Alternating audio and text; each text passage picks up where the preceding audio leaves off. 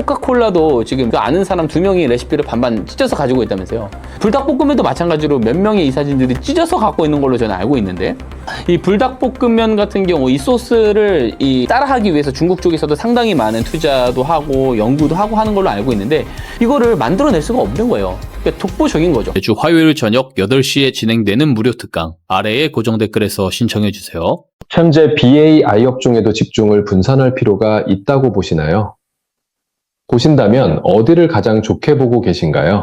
예, 올해 상반기까지만 해도 사실 AI 쪽에서 투자를 하지 않으면 굉장히 시장에서 소외를 받는 그런 상황이었을 겁니다. 근데 올해 하반기는 적어도 이 BAI 쪽도 같이 봐야 된다라고 저는 생각을 하고 있습니다. 그러면은 BAI 쪽이면은 뭐 어디를 도대체 봐야 되느냐? 뭐 계속 이익이 좋아지는 쪽도 보면 돼요. 방산도 좋고, 뭐 AI가 어느 정도 걸쳐 있지만 조선도 좋죠.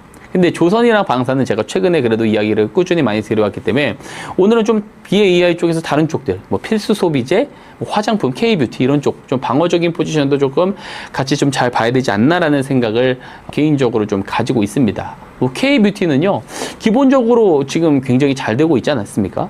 뭐 이제 의료기기 쪽 있잖아요. 미용 의료기기 쪽도요. 지금 보면은 스타트업 쪽에 역대급 지금 투자 막 들어가고 있는 상황입니다. 재작년, 작년부터 시작해가지고. 그리고 해외 쪽에서도 지금 외형 확장 계속 시도하고 있는 상황이죠. 그리고 뭐 화장품 쪽은 뭐 말을 할 필요가 없죠. 지금 수출 데이터가 그대로 말해주지 않습니까? 지금 작년 11월부터 단 한 달도 안 빼고 수출 데이터가 계속해서 늘어나고 있는 상황이고, 이 늘어나는 흐름이 적어도 꺾일 것 같다라는 생각을 지금 당장 하고 있지는 않는단 말이에요. 그래서 여기에 대한 기대도 저는 상당히 좋다라고 생각을 하고, 우선 지금 제가 이야기를 드리고 싶은데, 지금 장기 국채 금리가요, 최근에 이 19년 만에 미국의 30년물 장기 국채 금리가 19년 만에 사상 최고치를 찍었죠. 그리고 이후에 살짝 빠지긴 했지만, 그래도 어쨌든 지금 국채 금리에 대한, 이 금리에 대한 부담감이 상당히 많이 올라와 있는 상황입니다. 올해 상반기만 놓고 봤을 때도 우리가 전쟁을 거치면서 유가가 올라가고 유가가 오르면서 인플레이션에 대한 걱정이 커지고, 여기에 빅테크 기업들도 투자한다고 회사채 잔뜩 발행하다 보니까 국채에 대한 수요가 감소를 하고 국채 수요 올리기 위해서 금리를 더 올려야 되는 이런 상황까지 지금 가고 있지 않습니까? 그러다 보니까 금리가 높아요. 금리가 높고, 그러면은 빅테크 기업들이 이 자금을 조달하는데 어느 정도 부담이 생길 수가 있죠. 그럼 지출 감소에 대한 우려도 조금은 있을 수 있다는 말이에요. 자, 그러면 투자자들은 AI 투자를 하는 것은 맞는데 적어도 방어적인 포지션, 포트폴리오도 같이 가져가려고 할 거란 말이죠.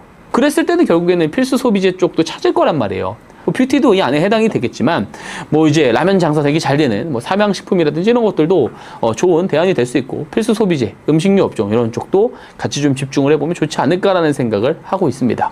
코스맥스 이야기를 하신 이후 많이 올랐는데요. 최근 뒤이어 실리콘투도 좋을 수 있다고 하셨는데 여전히 유효하다고 보시나요? 예, 뭐 옷 쪽에서 이제 잘 봐야 된다라고 하는 쪽이 이제 코스맥스, 또 이제 한국콜마 이야기를 제가 드려왔어요. 들어오고 나서 실제로 상당히 많이 올라가고 있는 것이 사실이죠. 잘 올라가고 있고, 여기서 그러면은 추가적인 상승 여력이 없느냐? 상승 여력이 저는 있다라고 생각을 하는데, 제가 이전에 이야기를 드렸을 때보다는 어느 정도 가격적으로 조금 부담이 있는 상황이죠. 그리고 이제 실리콘2 이야기를 주셨는데, 저는 실리콘2가 정말 괜찮을 가능성이 있다라고 생각을 합니다. 우선 기본적으로 이번에 실적 잘 나왔어요. 매출도 전년 동기 대비 YOY 기준으로 51% 성장했고, 영업이익은 59% 성장했거든요. 이거 엄청나게 큰 폭의 성장을 거두어 들였다라고 볼 수가 있는 것이고, 그리고 이게 이제 화장품 제조사들 있잖아요. 브랜드사들은요, 이 자체 브랜드를 가지고 제조를 하는데 이거를 유통을 하는 게 힘들단 말이에요. 비용 측면도 그렇고 시간적인 측면도 그렇고 창고도 있어야 되고, 그러다 보니까 사실상 실리콘2에 조금 의존이 점점 확대가 되고 있는 것이 사실입니다. 특히 이제 유럽 쪽 같은 경우들은 개별 국가별로 이제 어떤 그 규제, 언어라든지 이런 규제가 상당히 까다롭습니다. 그러다 보니까 이 뷰티 쪽 있잖아요. 이 한국 그 뷰티 그 기업들이 유럽 쪽에 진출을 할 때 통관이라든지 마케팅이라든지, 그리고 뭐 이런 부분들, 이제 리테일 유통이라든지 이런 부분들에 있어서, 결국에는 실리콘2에 대한 의존도가 점점 더 확대가 될 수밖에 없고, 그리고 유럽 쪽 입장에서도 유럽 리테일러들한테 이 K뷰티 브랜드들을 다 일시에, 통합적으로 일단 유통을 할 수 있는, 공급할 수 있는 공급 핵심 벤더가 실리콘2예요, 실리콘2. 그러다 보니까 이 실리콘2가 굉장히 지금 좋은 포지션을 가지고 있고 앞으로도 커질 수밖에 없는 그런 포지션을 가지고 있습니다. 특히 이제 화장품 수출이 굉장히 크게 늘어나고 있다라고 제가 앞에서도 계속 말씀을 드렸는데요. 어디 쪽에서 가장 큰 성장을 지금 보이고 있냐라고 봤었을 때는 지금 유럽 쪽에서 가장 큰 성장 보이고 있고요. 그리고 남미 쪽에서 가장 큰 성장 보이고 있습니다. 근데 유럽 쪽에서 앞에서도 이야기 들었지만 유럽 쪽 들어가려면 결국에는 실리콘2 유통 플랫폼 의존도가 지금 점점 실제로 높아지고 있는 추세라 말씀드렸죠. 그리고 이 중남미 쪽이라든지 중동 쪽이라든지 아프리카 쪽 같은 이런 신흥국들로 들어가려고 하더라도 결국에는 이제 실리콘2 유통망을 거쳐서 가는 경우가 대부분입니다. 의존도가 커요. 그러다 보니까 가장 지금 이 수출 성장이 크게 증가를 하고 있는 쪽에 이 길목에 지금 실리콘2가 있단 말이에요. 그러다 보니까 지금 YOY 기준으로 성장폭도 상당히 크지 않습니까?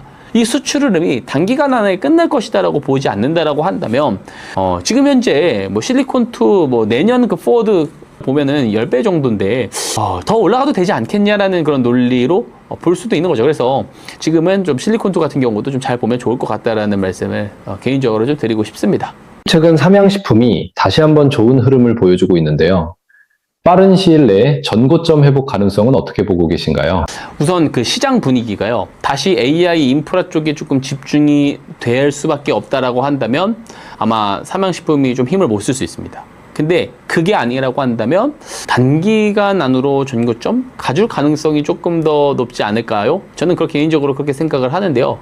삼양식품이 지금 이제 매출이 이번에 되게 잘 났어요. 매출도 35% 성장했고 영업이익도 40인가 46% 최대 성장을 지금 기록을 한 것이 사실이죠.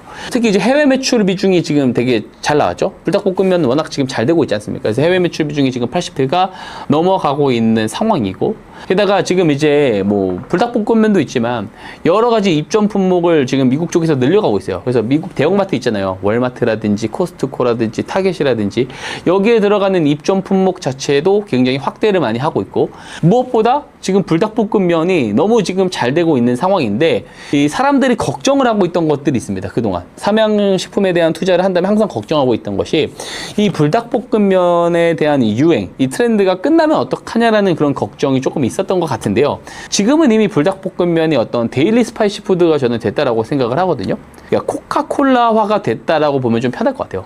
그러니까 코카콜라가 지금 굉장히 지위를 안 잃잖아요. 그 뒤에 탄산음료도 많이 나오고 있지 않습니까? 밀키스가 나오고 암바사가 나오고 뭐 최근에 뭐가 나온다 하더라도 코카콜라는 코카콜라입니다.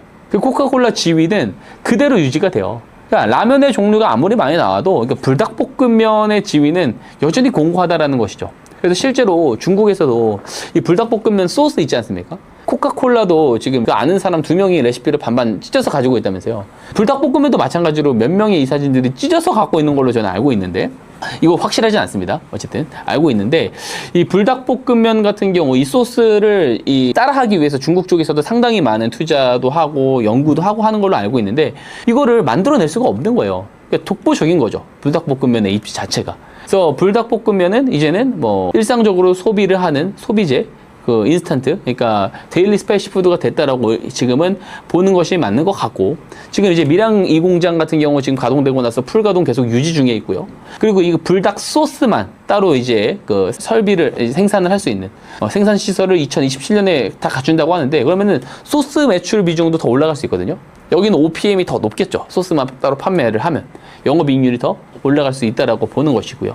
그래서 지금 이제 결국에는 이런 겁니다. 질문을 주셨을 때 삼양식품이 빠른 시일 내에 정고점을 돌파할 수 있을 것이냐? AI 인프라에 대한 쪽의 내러티브가 더 강해져 버리면은 빠른 시일 내에 돌파를 하기는 힘들 수는 있는데 그거 시간 문제지. 결국에는 이 실적이 계속해서 올라오고 있고 밸류에이션이 업사이드가 되는 상황으로 가는 것이기 때문에 결국에는 정고점을 돌파할 가능성이 매우 높다라고 보는 것이 맞다고 생각을 저는 하고 있습니다.